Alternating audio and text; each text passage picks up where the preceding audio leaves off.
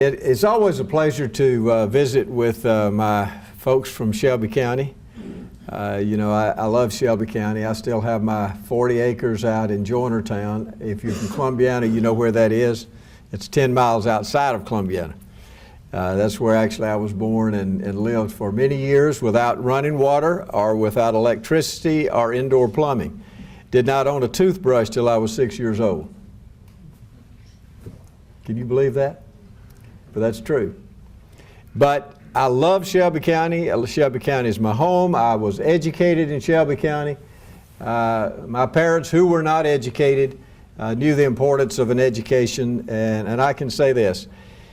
I think that the teachers that I had in Shelby County, of course my parents, but my teachers really were so important in who I am today. And I still appreciate them. They cared about me, they trusted in me, they believed in me, and they made me believe in myself. And I am so appreciative of being a graduate of Shelby County High School and all the things that Matt was talking about. I still fondly think back on all of those great days that seemed like yesterday, but it was really more than 100 years ago. Not quite, but it was a long time ago. But we've got a great state, and I'm very proud to be your governor. Shelby County has always been good to me, not only as I ran for governor, but just having had the background that I have had. I just got off the phone a few minutes ago with the White House, and we're discussing the issue dealing with the Affordable Care Act. As all of you know, that's the number one issue that the Trump administration is facing right now. And we've been very much involved in that. Last Monday I had the 19 governors on a conference call. I stimulated the conference call. There are 19 governors that did not expand Medicaid. We want to make sure, as governors and states that did not expand Medicaid, we want to make sure that we're treated properly, that we need to be rewarded, not punished. Because we're the only ones that stood in the gap when it had to do with the Affordable Care Act. And so that was why I had them on last Monday. Since that time, I've been on the line with the White House on 2 or 3 different occasions. Today, we were on there with Secretary Price and a number of southeastern governors just a few minutes ago. So that's what we were discussing on Monday. I'm going to take a delegation. There are going to be a couple of House members, a couple of senators. We're going up, and I'm going to take Stephanie Azar, who is my Medicaid commissioner, and we're going to go up and meet again with the HHS Secretary, Secretary Price, and a number of the people at the White House, because this is an important issue that faces all of us, not just on Medicaid, but it has to do also with how you're going to be paying for health insurance. Many of you who are young, in the past bill, in the Affordable Care Act, which was not affordable, in that bill, if you were young, you got punished because you were paying for us old folks. Most of you guys that are young, when you go out and get health insurance, you're really not going to need a lot of health insurance because you're healthy. It's those of us who are older that pay for most of the health, that cost most of the health cost.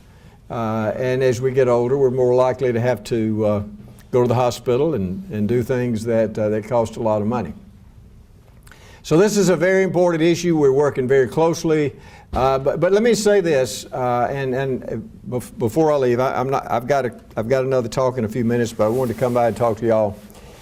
This new administration is a breath of fresh air. I want to tell you, I don't know if you are for Trump or not, but let me tell you, his administration is a state-centered administration. They care about the states, and they're listening to the states, and that's the way it ought to be. And I can tell you, I've been involved with the past administration, the Obama administration. We had almost no contact whatsoever on a state level.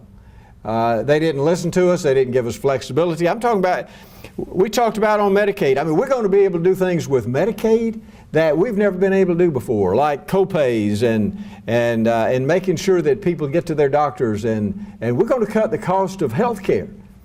And we're going to be able to do it because we've got the ideas in the states where we can do things on a state level that on a federal level, when you have all these rules and regulations and they have no flexibility whatsoever, then you really can't get anything accomplished.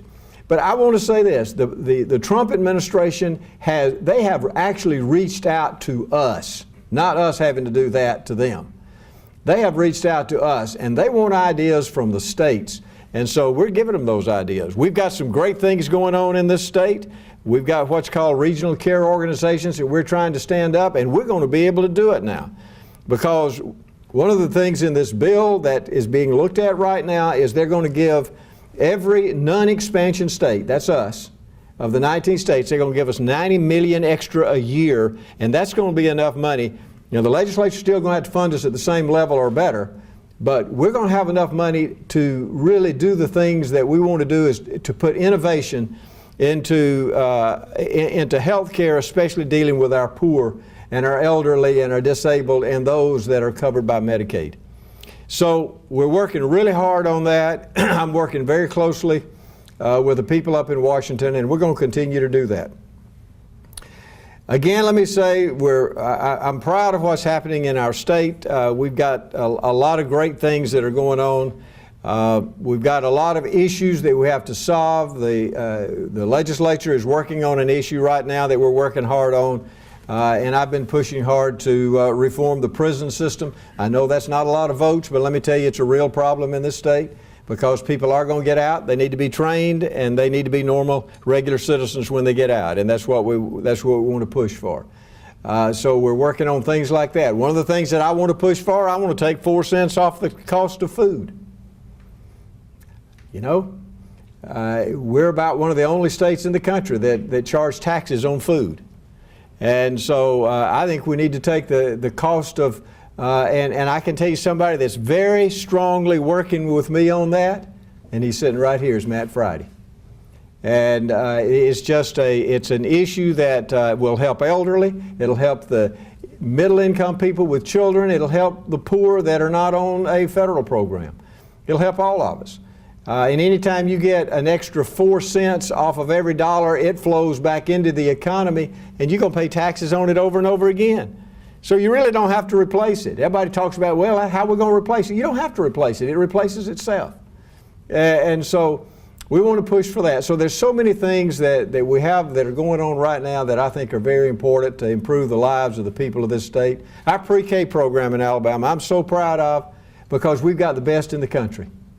The number one in America is in Alabama, number one. And when I came into office, we had 6% of our children in a first-class pre-K program. Now we've got 25%. And before I get out in 2 years, we're going to have 50%. And when we get to 50%, that means that every parent who wants their child to go to a first-class pre-K program, they can do it. And we want to change some of the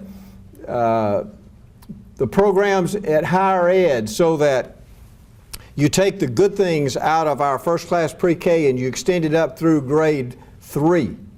And you do that, every child in Alabama will know how to read. And when they learn how to read and know their math, you don't have to worry about any of this other stuff. You just don't have to worry about it. Somebody in pre-K over there? Yes, former school principal. You understand what I'm saying, don't you? Absolutely.